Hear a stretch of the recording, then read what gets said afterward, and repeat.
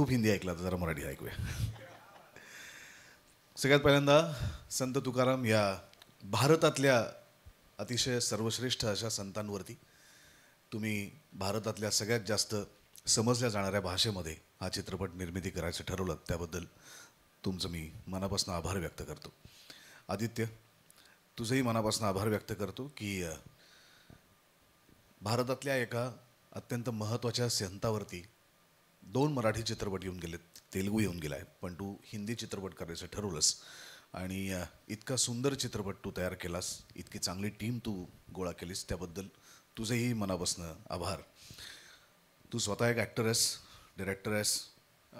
मी मगाचपासून सगळ्यांबद्दल ऐकतोय की फक्त स्वतःपुरतं न बघता आपल्या आजूबाजूला असलेल्या उत्तम टॅलेंटला तू पुढे येण्याचा वावही देतोस, त्याबद्दलही तुझे खूप आभार.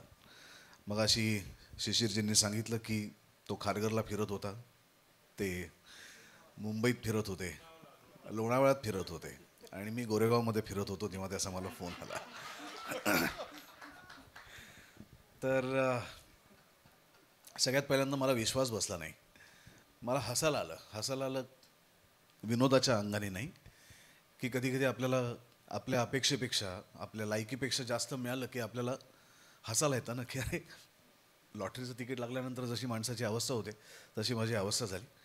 याचं कारण संत तुकारामांचा चित्रपट हा माझ्या आयुष्यातला माझा पहिला चित्रपट असणार होता.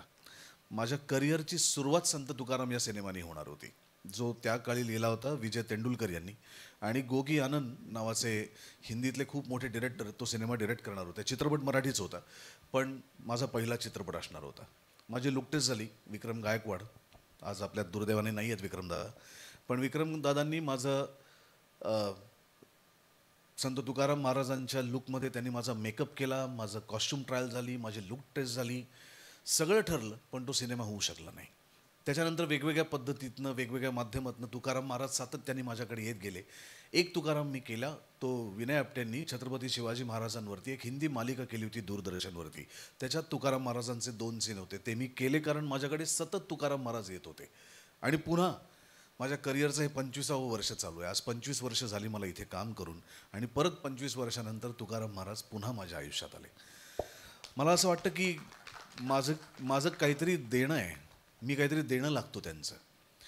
आणि त्यांची भूमिका अशी आहे की आपण पंढरपूरला जातो, आपण अयोध्येला जातो आणि दर्शन घेता घेता आपलं नशीब चांगलं असतं आणि तो पुजारी प्रभू श्री रामचंद्राच्या गळ्यातली माळ काढतो आणि तुम्हाला प्रसाद म्हणून देतो.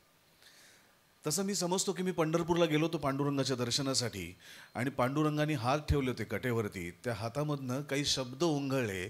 ते ओघळलेले शब्द म्हणजे तुकाराम बुवांचे अभंग होते आणि ते मला प्रसाद म्हणून वाटायला आले. तसा हा रोल माझ्यासाठी प्रसाद म्हणून आहे, आशीर्वाद म्हणून आहे. काही काही भूमिका असतात ज्या तुम्ही ॲक्टर म्हणून त्या भूमिका, तुम्ही ॲक्टर म्हणून किती चांगलं काम कराल, तुम्ही तुमचा अभिनय किती लोकांना दाखवाल, याहीपेक्षा महत्त्वाच्या असतात ते श्रद्धा असतात, त्या प्रसाद असतात, तो आशीर्वाद असतो आणि तो तसाच घ्यायचा असतो. आज कोणीतरी मला आत्ता बायोपिक किंग म्हटलं. मी बायोपिक किंग नाही, मी असं म्हणतो की मी खूप नशीबवान आहे की माझ्या आयुष्यात ही सगळी व्यक्तिमत्व आली. मग महात्मा बसवेश्वर पण आले, जे लिंगायत समाजाची संस्थापना ज्यांनी केली ते महात्मा बसवेश्वर आले. माझं पहिली भूमिका जी व्यावसायिक अभिनेता म्हणून मी केली ती प्रभू श्री रामचंद्राजी होती, त्यामुळे तेही आले. ज्ञानदेवांचे मोठे बंधू ज्यांना त्यांनी स्वतःचं गुरु मानलं होतं ते निवृत्तीनाथही आले, तेही मी केले. त्याच्यानंतर अर्थातच बालगंधर्व आले, लोकमान्य टिळक आले, काशीनाथ घाणेकर आले, छत्रपती शिवाजी महाराज आले आणि तुकाराम महाराज पण आले. मला असं वाटतं की बाजीराव पेशवा तेही राहिले, तेही येऊन गेले. त्यामुळे इतक्या वेगवेगळ्या क्षेत्रात काम केलेल्या मोठ्या लोकांच्या भूमिका येणं हे मी खरंच स्वतःला भाग्यवान समजतो. मी प्रसाद समजतो, या सगळ्यांचा आशीर्वाद समजतो. माझ्यासाठी महत्त्वाचं हे आहे की आपण त्यांना मराठी संत, महाराष्ट्रातले संत असं म्हणून आपणच त्यांना खुजा केलं आहे. मला असं वाटतं भारतभरात जी काही मोठी मोठी व्यक्तिमत्व होऊन गेली त्याच्यामध्ये संत ज्ञानेश्वर होते, त्याच्यामध्ये संत नामदेव होते, त्याच्यामध्ये संत एकनाथ होते, मुक्ताबाई होत्या, जनाबाई होत्या, आणि त्याच शृंखलेतलं एक मोठं नाव ज्यांना आपण संत श्रेष्ठ असं म्हणतो ते जगद्गुरू संत तुकाराम महाराज. आणि ते फक्त महाराष्ट्रापुरते मर्यादित नाही आहेत, ते फक्त मराठीपुरते मर्यादित नाही आहेत, तर ते खऱ्या अर्थाने भारताचे संत आहेत. तुम्हाला अनेक लोकांना माहिती नसेल तर संत नामदेव आणि संत ज्ञानेश्वरांचा काळ एकच होता, समकालीन होते. संत नामदेवांनी खऱ्या अर्थाने त्या काळात भारत भ्रमण केलं संत नामदेवांचे ज्याप्रमाणे मराठीमध्ये अभंग आहेत त्याचप्रमाणे त्यांचे हिंदीमध्ये देखील अभंग आहेत. आणि अनेक लोकांना याची कल्पना असेल जे शीख बांधव आहेत की गुरुग्रंथ साहिबामध्ये सुद्धा संत नामदेवांच्या काही पंक्ती आहेत. त्यामुळे तिथपर्यंत नामदेव महाराज गेले होते आणि म्हणूनच काही वर्षांपूर्वी मराठी साहित्य संमेलन आपण पंजाबमध्ये केलं. अमृतसरच्या जवळ एक गाव आहे तिकडे. याचं कारण संत नामदेवांचा पंजाबशी संबंध आला होता.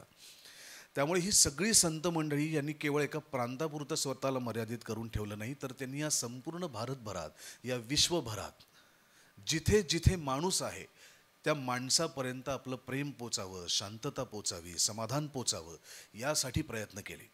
संत ज्ञानेश्वरांमुळे वसुधैव कुटुंबकाची जोड आपल्याला लाभली. त्यांचं पसायदान ऐकलं तरी आपल्याला कळतं की ते पसायदान फक्त महाराष्ट्रातल्या आणि मराठी लोकांसाठी मागितलेलं नाही आहे. त्यांनी संपूर्ण विश्वातल्या लोकांसाठीची प्रार्थना केलेली आहे आणि ते पसायदान आहे. संत तुकाराम महाराजांचा झगडा हा काही केवळ तात्कालीन परिस्थितीत तिथे अडकलेल्या लोकांसाठी नव्हता, तर तो संपूर्ण विश्व कल्याणासाठी होता.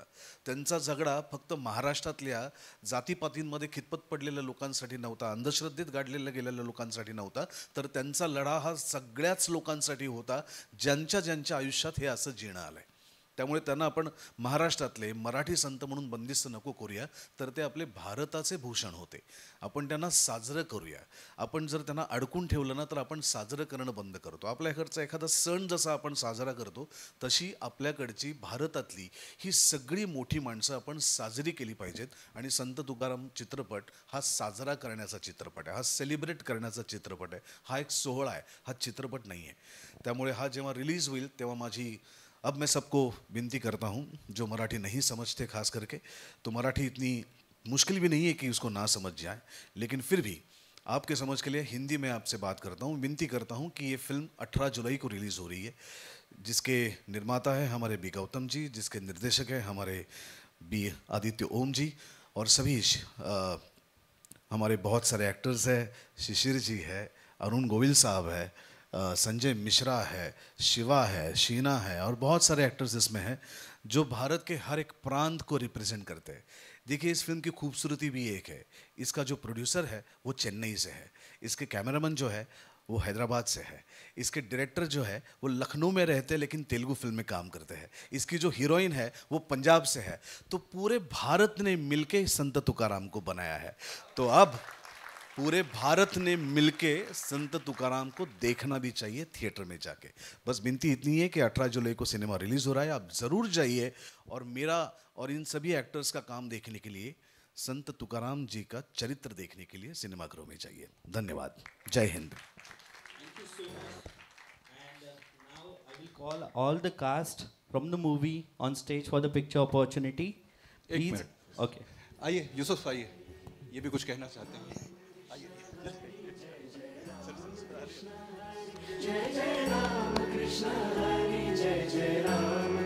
एक मिनट आप लोगों का लूंगा. सब पीरियड फिल्म का कॉस्ट्यूम वगैरह करना आसान नहीं होता. आप तुम कहाँ छुप गए थे? Hi. So, thank you sir, thank you Aditya sir, and thank you producer sir, thank you Subodh sir. एक तो जैसे सर ने बताया पीरियडिक फिल्म है और ऐसी फिल्मों का कॉस्ट्यूम करना इजी भी नहीं है, बहुत डिफिकल्ट होता है और टाइम भी हमारे पास बहुत कम था.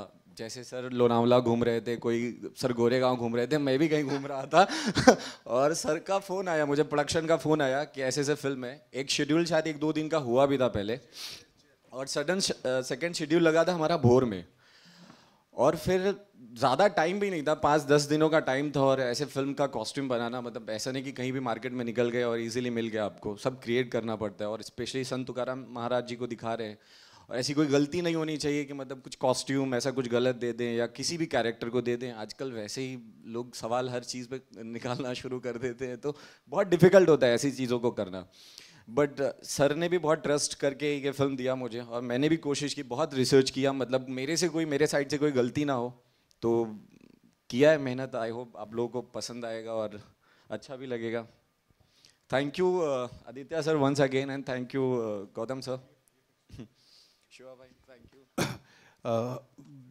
हमारे हाँ शुभम कहाँ हैं? आप लोग लेट आए हैं भाई. कहाँ हैं शुभम? आइए. VFX आइए. इतने टैलेंटेड बच्चे हो, इतना छुप के बैठते हो. आ जाओ जल्दी आओ. बोलिए। शुभम ने फिल्म में वीएफएक्स का बहुत काम है, और शुभम आप देख सकते हैं इतने यंग हैं और उन्होंने बहुत खूबसूरत वीएफएक्स किया है फिल्म में। धन्यवाद. तुकाराममध्ये व्ही एफ एक्सचं काम खूप छान झालं आहे. आदित्य सरांनी गाईड केलं आहे आणि असं एकदम मस्त मूवी आहे.